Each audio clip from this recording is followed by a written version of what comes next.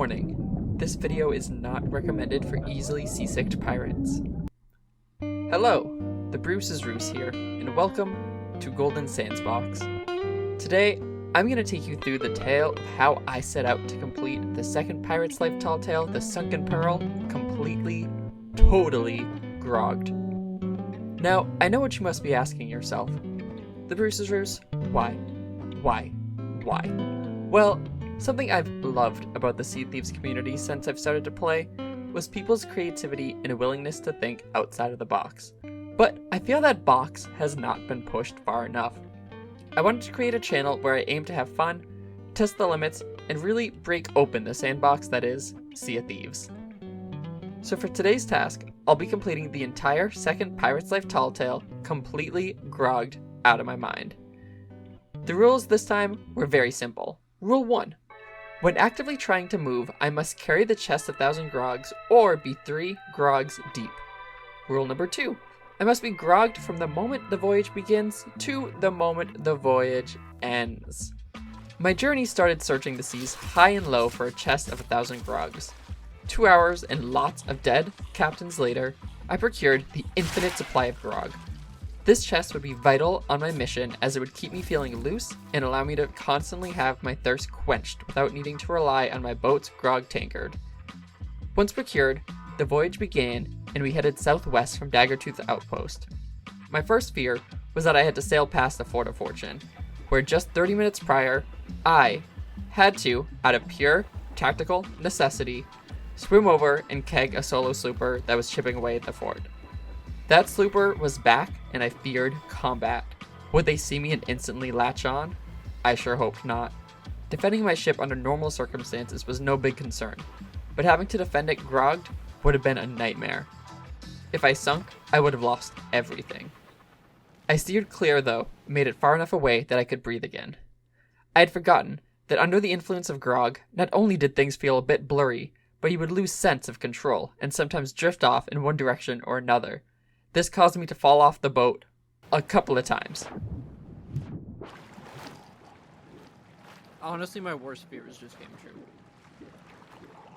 The shipwreck was in sight. Everything looked good until... What was another sloop doing out here?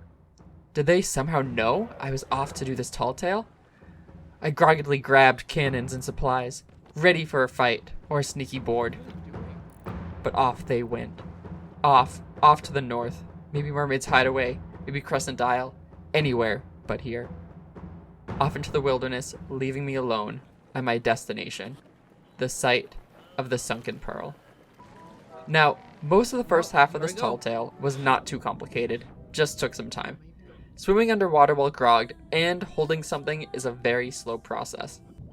While climbing the first section floor by floor, I found the puzzles to be more difficult, as my disoriented state left me unable to tell which mermaid had their lance up high or down low. After some trial and error, I had made my way to the top and was ready for the siren battle. I did have some concerns though. I hadn't run this tall tale since it first launched last year, so not only did I forget certain elements, but I had never done it while trying to bring a keg with me. I feared crossing a border like this would possibly make my chest of groggy goodness disappear. Or what if I died? Would my chest disappear? Would my chest float up into oblivion? I don't know. How was I gonna fight with my hands full of keg? These worries couldn't overwhelm me. I swam my keg down to the tridents and took a risk, placing my chest of grogs down, and it stayed. It stayed attached to the ocean floor, giving me an opportunity to snack up and take down the sirens. I moved into the second section of the tall tale pretty smoothly. Very little had given me trouble thus far, and I was feeling confident. Probably too confident. I slayed a few ocean crawlers, opened a few doors. This was the pirate's life. Doing what you love while drinking what you love. All seemed right until it just wasn't. A simple chain and platforming puzzle would bring the heat. I tried, failing every time. I believed this would be my watery grave for eternity, doomed to constantly lower this platform, try to catch it, only to fall off. It was tough, but I navigated my way to where I needed to be, hit the mermaids, and moved on to another platforming section. To my surprise, this one was far easier, bringing me to the hull of the Silver Blade. A couple of easy Kraken shots and I'll be off to meet my queen, I told myself. I raised the boat as ocean crawlers across from me arose, ready to light up this majestic ship that once was. Time to fire back. I raised the Silver Blade as high as I could, grabbed my cannonballs, and it was a game of luck. It was absolutely a game of luck. I felt like I was at an arcade playing some stupid fly swatter game because I had no control over where my shots were going. I had to just have my cannon shots perfectly line up and then send them and hope they hit. This battle was fierce. It was tense. Food, cannons, drink. Food, cannons, drink. And then boom.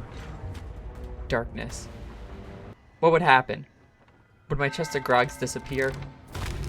Upon returning to the Silver Blade, would it be gone?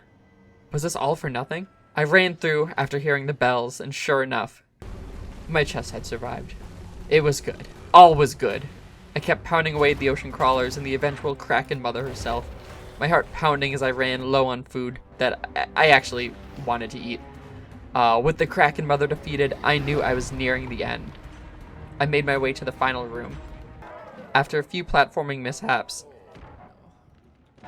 I finally met the creator of all this chaos, the Siren Queen herself.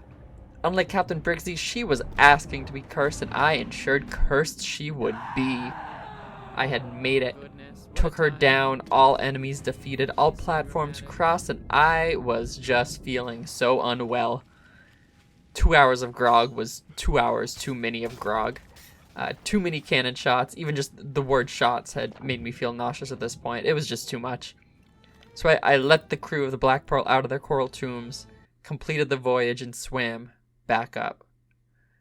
Remembering all the good times that I had had with this chest of 1,000 grogs. You know, me and Groggy, we had been through so much together. Would I just go on to sell them, make a couple of extra gold when I got back up? What would the world think of me and this chest of grogs? I don't know. I would eventually need to log off the server, abandoning this chest. What was I to do?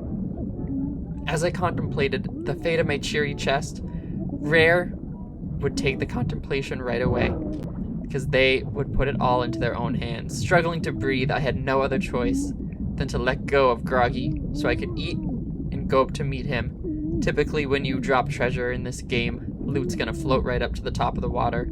I ate and continued to swim up, and then I didn't realize that I was choosing between my life or Groggy's. Looking up to the surface, I saw no signs of Groggy anywhere. Had he stayed floating in the sea of darkness I had just come from? Did he float up? Did he disappear into a plane of existence, only to remind me that simply as one journey seems complete, a new one is about to begin, but only if we are willing to move on.